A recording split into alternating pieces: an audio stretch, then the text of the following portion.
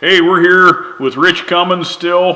The last couple episodes we talked about the Super Trike, we talked about the touring of that and all the different promoters you worked with and stuff, and then you hit on a little bit of it last week about being friends with Fred Shafer, meeting Fred. Tell us a little bit more about the Fred involvement, because you were kind of a key player with Fred. Yeah, Fred was he was well established when I met him. He was one of the guys out there.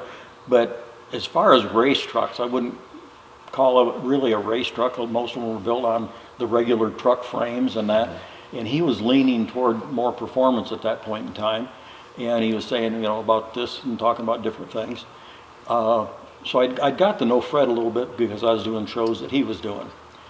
Then they had the Barefoot Reunion, which had a bunch of, barefoot. They had the different trucks. They had the tank. They had all those things at Kankakee, Illinois. But he brought in his new race truck that he was building. Didn't even have a door on it. It had the chassis, had the body mounted, had the axles mounted, and it was sitting there. And I got looking at the truck, and I really didn't want to criticize what he was doing, but it's like, Fred, this ain't gonna work. Well, he did, the same thing. He went with a truck spacing on the frame rails, 34 inches. Well, as soon as you come down and your axles aren't parallel, you're gonna drive that tire right into those real fancy, nice shocks you got, bend the heck out of them.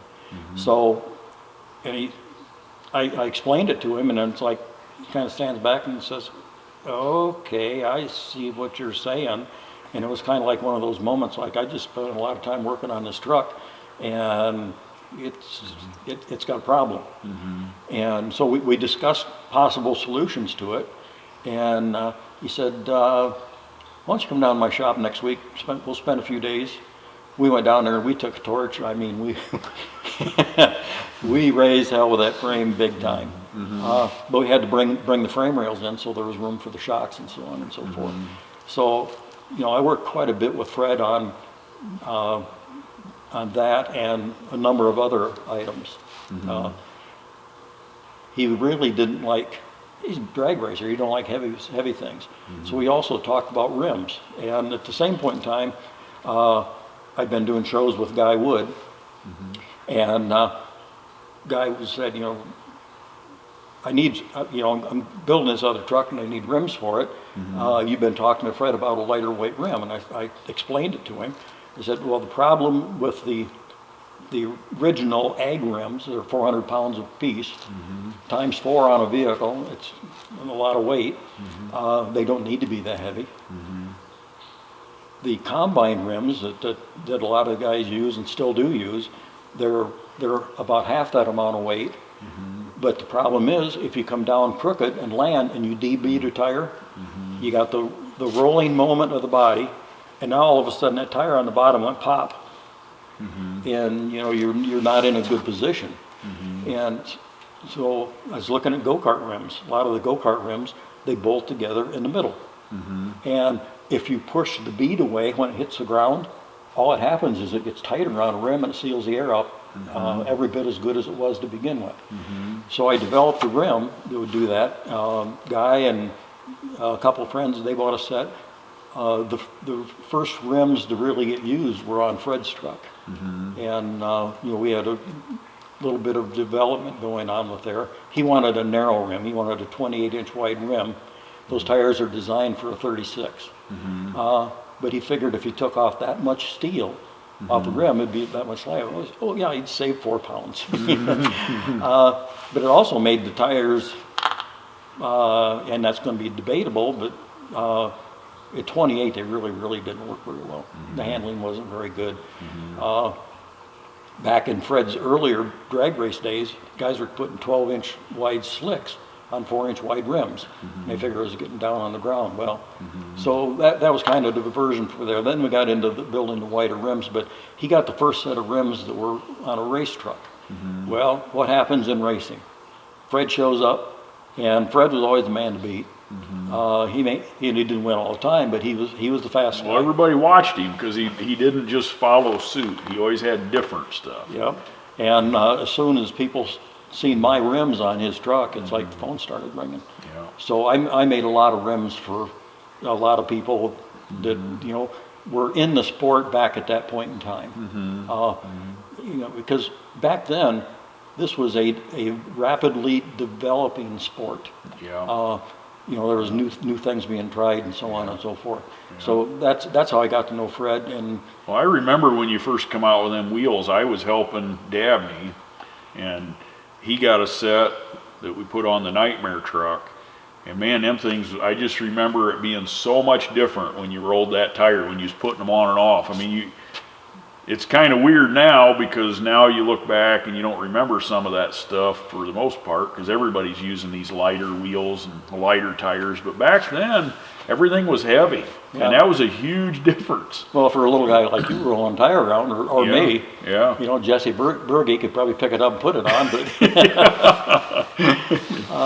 but no. Well, the other thing is, it takes a lot of horsepower to revolve that, and so you know, so you got two issues. You got a lighter rim, so it takes less horsepower to get it spinning, and it also affects sprung weight ratio a lot. But the only thing I didn't like is when he would crash the truck and wad one of them up, there was like 120 screw or bolts in them? I don't remember, it was a lot. Only 45. Oh, is that all? Man, when we was in a hurry and you're in that thing using an impact and wringing your ears and stuff trying to take a wheel apart, I remember it being like, oh, couldn't he put like 5 bolts in this and be done with it? Well, when I originally designed them, I figured, okay, bolt circle, you know, 1/4-inch bolts. I got doing a load on those tires. I can't remember, there's 100 and some odd thousand pounds trying to pull that thing in two, and it's like, oh no, 1/4-inch bolts aren't going to work for that at all. Yeah, so you had 3/8 in them, didn't you? Yeah, I put 3/8 in it. Yeah. And a lot of guys complained, well, you know, they're light, you know, if you hit something, they're going to bend. Well, the thing is, they were 1/8-inch steel. If I had to get a choice between straightening out 1/8-inch steel or 1/4-inch steel, I'll take my chances with the Well, and actually it probably saved other parts, because if you hit hard enough to bend the wheel, it's probably saved the spindle or the steering knuckle or something else that they didn't think about. So Yeah, axles take a tremendous beating. oh yeah, it's amazing. So you helped Fred on that newer race truck. So tell us a little bit more about that. You helped him with a lot of other developments too, didn't you? Oh yeah, well, which way do you want to go first? Well, let's just touch on some of that. Yeah, well, I complained to Fred a lot about the shocks that he had on the trucks. He had those dual Fox. When I started designing shock absorbers, one of the first companies I talked to, I'm not sure if it's Fox or not, but they said, we don't want to build a shock with more than 14 inches of travel because of cavitation. You know, it's a thing in physics, and you take these air bubbles and you do some really unpleasant things. So I decided, well, I'd like a shock absorber that doesn't cavitate. And so I came up with my own design of shock absorbers. They were functionally, they were fantastic. They were a maintenance nightmare. Yeah, and I guess they've kind of gone in that direction now. But I was talking to Fred. Fred was up to Galesburg, Michigan, did a show up there, and you know, he always did a great show. But he come down and landed crooked, and he bent one of the shocks. And of course, he had 2 shocks for each wheel. So he brings it back in the pits, and he's running a heavy sway bar on it. He took the one shock off and threw it in the trailer, and had the other shock on.